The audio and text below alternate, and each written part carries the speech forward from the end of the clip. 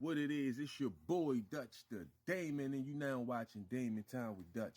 On today's episode of Prison Stories Uncut, we over East Baltimore with it in them real trenches. But before I hop off in the storytelling mode, I want to send a big shout out to the brother Amar Jones. This brother, loyal supporter, A1 Day 1, watch all my material.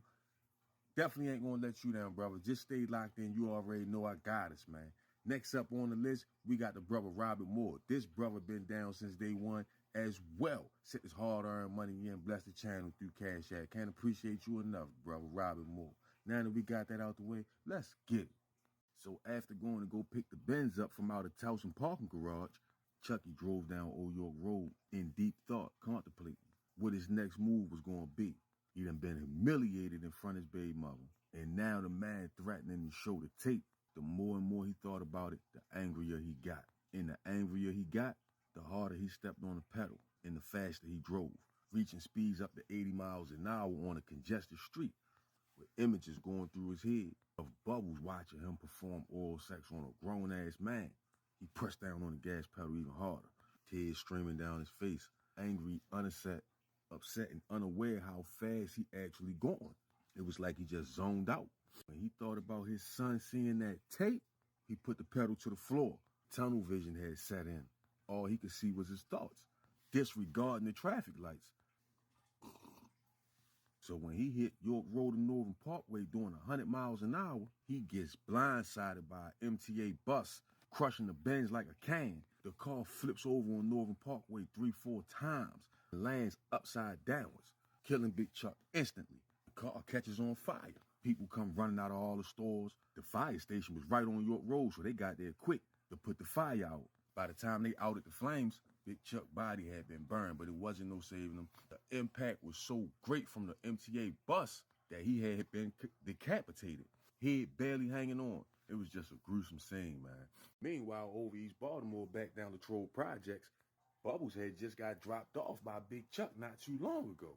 She had to change her clothes at Chuck's house in a pair of shoes. So instead of going straight to the house, she walked to the corner store first to get a blunt. Because besides a shower, it wasn't nothing more she needed than the smoke. With all the fucking drama and she had on her right now, a blunt was needed. The whole walk home from the store, all she was thinking was how much she loved Chuck. Because she knew a lot of niggas wouldn't even have did that. She owed her life to that man. Just thinking about it made tears well up in her eyes. But anyway, when she make it back to the house, she stick her key in the door. But the first thing she say, soon as she step foot in the living room, is her little brother Ivory sitting on the couch by himself, crying his heart out. So as a reflex, she runs over to him and wrap her arms around him like, what's wrong? He just laid his head on her chest and cried like a baby. Just kept saying, he gone, he gone. So when he said that, Bubbles just got a tight pain in her chest like, what? Ivory like, Quante, man, they killed him, man. Him and Penelope, they fucking did, man. So Bubbles just started feeling sick. She jumped up, running the bathroom, and Earl. She finished throwing up. She sat on the side of the toilet crying. When she gathered her strength, she stand up, get to walking back down the hallway. She come back in the living room. He asked Ivy, like, yo, what happened, yo? He get to running the story down to her. And when he told her what he saw, she was at a loss for words. She like, why the fuck would he do some shit like that? That's when Ivory tell her, like, he caught the nigga on his way out the door and stepped on him. They both crying. He asked him, like, yo, the police gonna be looking for you. He tell her, like, no, ain't nobody see me. I got out of there. I just gotta go back up there and get my car. I had to run out the back door. So she like, I'm about to call mommy. We gotta go back up there. But within 20 minutes, her mother and her other brother, Quentin, showed up together. Their mother was screaming and crying. They all jump in the car, heads to their house. Penelope shit. When they get up there, it's ambulance, fire truck, police, everywhere. Yellow tape. All the neighbors outside being nosy, signifying. The news crews was just start showing up. So when Bubbles and them pull up, they all jump out the car at the same time and rush the house. The police stop and tell them the body's already been taken out the house, removed from out the porch. His eyes was laid out on the porch. But anyway, detectives get to telling them they got to go down and identify the bodies. Plus they had some questions for the family. But Ivory noticed one of the police had on the FBI badge and he was looking at him kind of funny. So when the family tried to leave and go down the precinct into the morgue and all that, in the vehicle they came in, the dude with the Fed badge on stopped Quentin and Ivory and told the mother and Bubbles, like, look, y'all meet us down there. Y'all can come with us. So I be like, why I can't ride with them? Quentin like, yeah, what we do?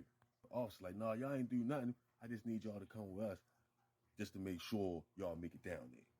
So I be like, all right, man. They get in the back of the police car. They mother going off about it. He telling the police they ain't done nothing wrong. Just letting them know, ma'am, they not in trouble. We just making sure they get there. Now, before they left out the house, Ivy had changed his clothes, bleached his hands, washed up real fast before he went up there. So he was worried, but not really. But he knew he ain't had no gunpowder or nothing like that on his hands no more. Plus, by them putting him in the back of the police car, I done seen this happen a lot of times in my own life, right? They'll put you in the back of the police car and handcuff you to the back. But the back of the seat, I had gunpowder on it because they done putting dudes in the back of this seat from shootings, multiple shootings, right? And the gunpowder off their hands to get on the back of the seat. So when you get back there with your hands behind your back and your hand touch the back of the seat, the gunpowder transfer over to your hands. I done seen dudes fight cases on that alone. But anyway, one police takes the brothers to the station. Another police tells the family to follow him down to the morgue to identify the body. But Bubbles was ordered to stay behind. They didn't tell her why until her mother had left to go identify the body. So once they all left, one of the officers takes her, put her in the back of the police car, but leaves the door open just to give her somewhere to sit at. So she asks him, like, what is this about? So he asks her, he like, your name is Jasmine Featherstone, right? So she like, yeah, I'm Jasmine Featherstone. Okay, so we've been trying to get in contact with you. There's been a vehicle that's registered to your name that's been involved in a fatal accident today. So she standing up out the car like, what? He tell her like, yes, a gentleman by the name of Charles Fagan perished in a car crash. Mercedes-Benz, the vehicle was registered to you. And she heard the name, she just fell out in the street crying. The officer trying to pick her up, she just bawling crying. She's screaming, Chucky, no, Chucky. She look up at the police like, is you sure it was him? He's like, I gotta see a picture of something. So the officer reaches in his pocket and pulls out the wallet that they retrieved from the burning vehicle because the car had set on fire. He show her a half-burnt ID, a Chucky on the picture. All the hope just drained out of her. Meanwhile, over West Baltimore, the police get the Jarrell and Kia house Mac laid out in the driveway in the pool of his own blood. Seeing that, the officers draw down on Jarrell and Kia. Tell them to put their hands up. That's when Kia get to going off. And man, they broken our shit. We had to defend our house. Broken our shit, man. So one of the officers asks like, where's the gun? Where's the gun? Mac had put it in a plastic bag and handed it to him. I mean, not Mac, Jarrell. He had it in the plastic bag, he handed it to him. The police open the bag, look in the bag, see the gun. They ask him what happened. They run the story down, and by Mac having a mask on his face and all black, they didn't even arrest Jarrell. They asked him, did he need medical attention? He got to tell him, like, man, it was a whole nother nigga. Shout out dog. So the police like, all right, we're going to scan the area for him. We're going to need y'all to come down the station, but ain't no charges being pressed against y'all as of this moment. So kid look at Jarrell. He's like, all right, just let us lock the house up.